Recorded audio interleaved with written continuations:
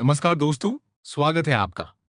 आज हम बात करेंगे मध्य प्रदेश की राजनीति में उभरे उस विवाद की, जिसने पिछले कुछ दिनों में पूरे देश का ध्यान अपनी ओर खींच लिया है। यह मामला मध्य प्रदेश के मुख्यमंत्री मोहन यादव और उनके परिवार से जुड़े कथित भूमि सौदों को लेकर है।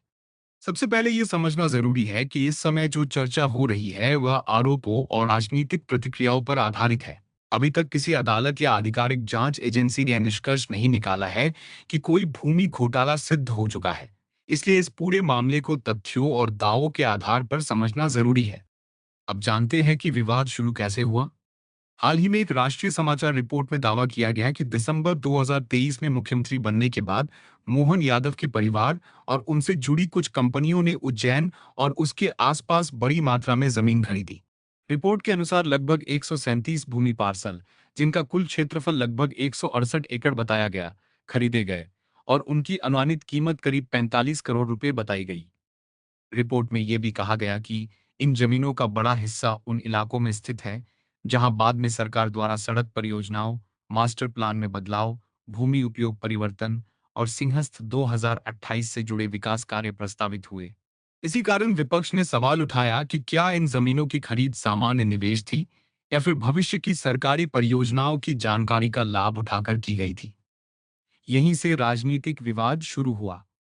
मध्य प्रदेश कांग्रेस ने इस मुद्दे को बड़ा भ्रष्टाचार बताते हुए मुख्यमंत्री से जवाब मांगा। कांग्रेस प्रदेश अध्यक्ष जीतू पटवारी ने आरोप लगाया कि मुख्यमंत्री के परिवार की भूमि में उल्लेखनीय वृद्धि हुई है और इसकी न्यायिक जांच होनी चाहिए। कांग्रेस ने सुप्रीम कोर्ट के सेवानिवृत्त या वर्तमान न्यायाधीश की निगरानी में जांच की मांग भी रखी। विपक्ष का कहना है कि यदि सब कुछ कानूनी और पारदर्शी है, तो सरकार को स्वतंत्र जांच से डरना नहीं चाहिए। अब बात करते हैं मुख्यमंत्री और भाजपा के पक्ष की। मुख्यमंत्री मोहन यादव ने इन सभी आरोपों को पूरी तरह खारिज किया है। उन्होंने कहा कि मुख्यमंत्री बनने के बाद उन्होंने स्वयं कोई नई जमीन नहीं खरीदी। उन्होंने यह भी कहा कि उनकी पत्नी ने भी इस अवधि में कोई नई जमीन नहीं खरीदी है। मुख्यमंत्री ने मीडिया रिपोर्ट को तथ्यात्मक रूप से गलत बताया और कहा कि उनकी घोषित संपत्ति में कोई ऐसा बदलाव नहीं हुआ है जैसा आरोप लगाया जा रहा है। भारतीय जनता पार्टी ने भी मुख्यमंत्री का बचाव करते हुए कहा कि यह पूरी तरह राजनीतिक हमला है। पार्टी का कहना है कि चुनावी शपथ पत्रों और सार्वजनिक रिकॉर्ड में उपलब्ध जानकारी से स्पष्ट है कि आरोपों में सच्चाई नहीं है। भाजपा नेताओं का कहना है कि विपक्ष केवल राजनीतिक लाभ लेने के लिए इस मुद्दे को बढ़ा चढ़ाकर पेश कर रहा है। अब सबसे महत्वपूर्ण सवाल, क्या इस मामले में कोई जांच शुरू हो चुकी है? फिलहाल विपक्ष लगातार न्यायिक जांच की मांग कर रहा है, लेकिन अभी तक किसी सक्षम न्यायालय ने मुख्यमंत्री या उनके परिवार को दोषी नहीं ठहराया है और न ही किसी आधिकारिक जांच एजेंसी ने यह घोषित किया है कि भूमि घोटाला सिद्ध हो गया है। इसलिए इस समय इस मामले को साबित घोटाला कहना सही नहीं होगा। यह एक गंभीर राजनीतिक विवाद है जिस पर आरोप और प्रत्यारोप जारी हैं। इस पूरे विवाद का राजनीतिक महत्व भी काफी बड़ा है।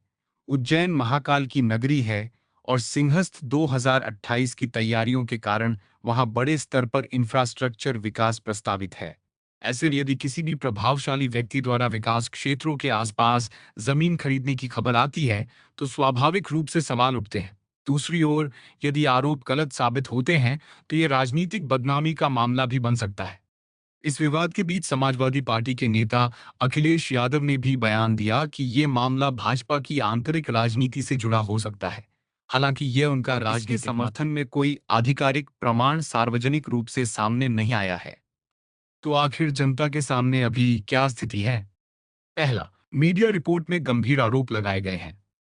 दूसरा, कांग्रेस और अन्य विपक्षी दल स्वतंत्र जांच की मांग कर रहे हैं। तीसरा, मुख्यमंत्री और भाजपा सभी आरोपों को पूरी तरह निराधार बता रहे हैं।